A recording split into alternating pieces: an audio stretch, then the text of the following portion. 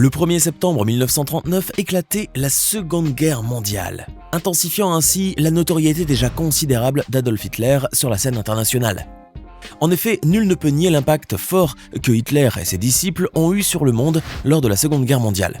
Seulement, peu de gens le savent, mais l'Allemagne nazie avait commencé son travail bien avant cette guerre, puisqu'elle avait également cherché à répandre son idéologie nazie dans d'autres régions du monde en dehors de l'Europe, à commencer par l'Amazonie. D'ailleurs, un cimetière nazi a été découvert en plein cœur de la forêt amazonienne au Brésil avec une tombe où est enterré un certain Joseph Greiner. Joseph Greiner est mort ici de la fièvre le 2 janvier 1936 au service de la recherche allemande. Peut-on lire en allemand sur l'inscription gravée sur cette tombe qui porte une croix en bois ornée d'une croix gammée. Joseph Greiner était en fait un missionnaire nazi qui avait été envoyé en Amazonie en 1935 pour effectuer quelques recherches pour le compte du Troisième Reich dans le cadre du projet Guyana. Le projet s'appelait ainsi car les nazis se trouvaient non loin de la Guyane française, ce qui signifie que le Troisième Reich convoitait ce territoire français en Amérique du Sud, ainsi que les autres colonies britanniques et hollandaises voisines. Cela démontre clairement que les nazis étaient déterminés à créer une colonie allemande au milieu des forêts tropicales, à des milliers de kilomètres de l'Allemagne, et de là coloniser le reste du monde. Ce pan de l'histoire a même inspiré un peu le film anglo-américain « Ces garçons qui venaient du Brésil », sorti en 1918. Vous êtes surpris par ce que vous venez de découvrir, n'est-ce pas?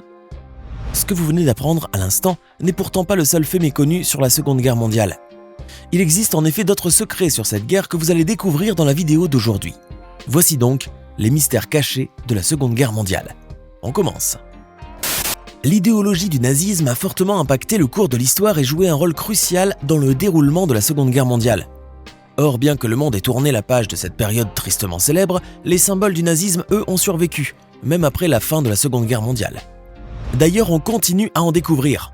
En Allemagne, des croix gammées ainsi que des inscriptions pro-hitlériennes ont été retrouvées sur des cloches d'église dans 2 villes allemandes différentes.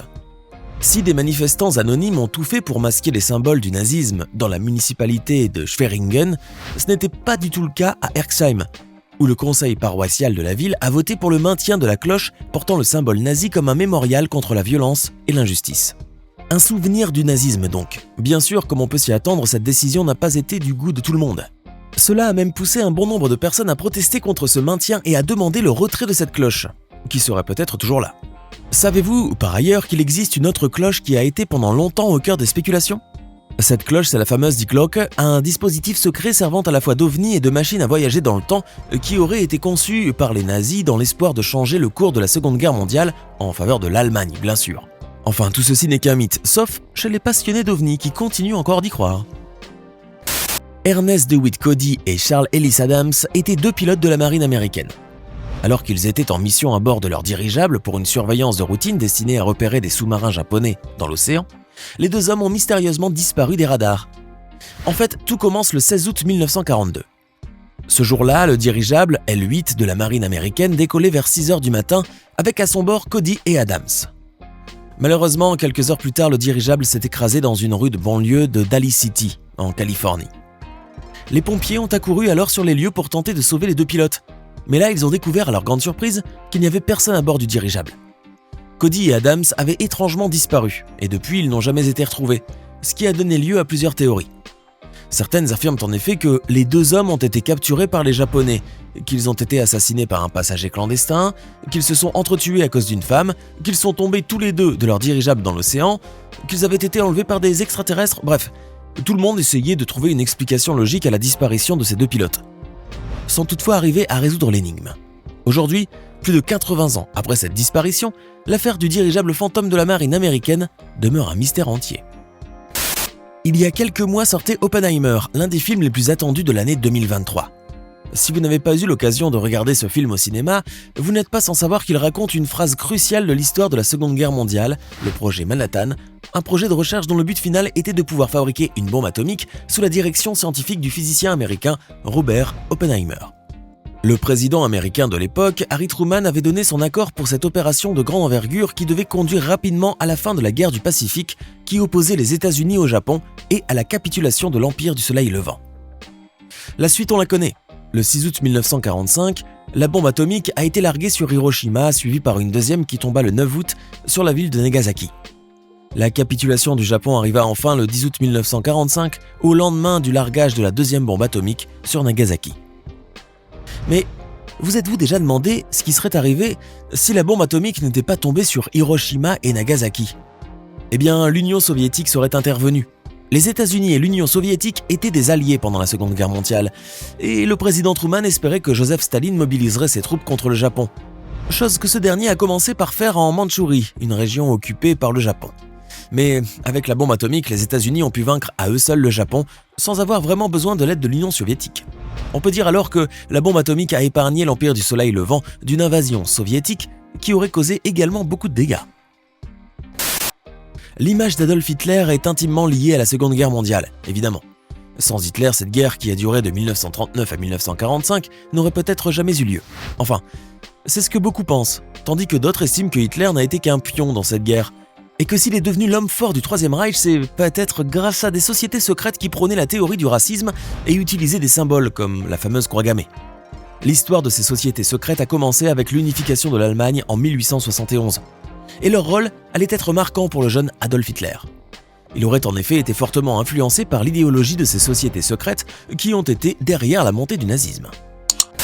N'oubliez pas de cliquer ici pour vous abonner si vous aimez cette vidéo et d'activer toutes les notifications pour ne rater aucune de nos prochaines vidéos.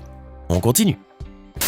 Il y a presque 80 ans disparaissait Glenn Miller, célèbre chef d'orchestre américain de big band jazz et swing et interprète du fameux tube In the Mood. Le musicien est mort le 15 décembre 1944 dans un crash d'avion au-dessus de la Manche alors qu'il s'envolait de l'Angleterre vers la France où il devait donner un concert à Paris. Officiellement, l'accident était dû au mauvais temps. Mais cette version a été mise en doute par un aviateur britannique du nom de Fred Shaw. Ce dernier a affirmé que le petit avion qui transportait Miller avait été abattu par un tir provenant d'un avion allié. Selon lui, des avions britanniques qui se dirigeaient vers l'Allemagne avaient été obligés de larguer leurs bombes en mer après que le bombardement prévu a été annulé en raison des mauvaises conditions météorologiques. Ainsi, Fred Shaw pensait, et il était même sûr, que l'une de ces bombes avait touché l'avion de Glenn Miller. Quoique cette affirmation a été rejetée et vivement contestée par certains, tandis que d'autres laissaient supposer que le musicien américain a trouvé la mort, non pas à bord de cet avion, mais plutôt à Paris. Bref, presque 80 ans après sa mort, Glenn Miller continue d'alimenter les théories les plus farfelues sur sa disparition. Cela signifie donc que nous ne saurons peut-être jamais ce qui est vraiment arrivé ce 15 décembre 1944. Le Japon et l'Union soviétique, c'est l'histoire d'une rivalité qui a commencé bien avant la Seconde Guerre mondiale.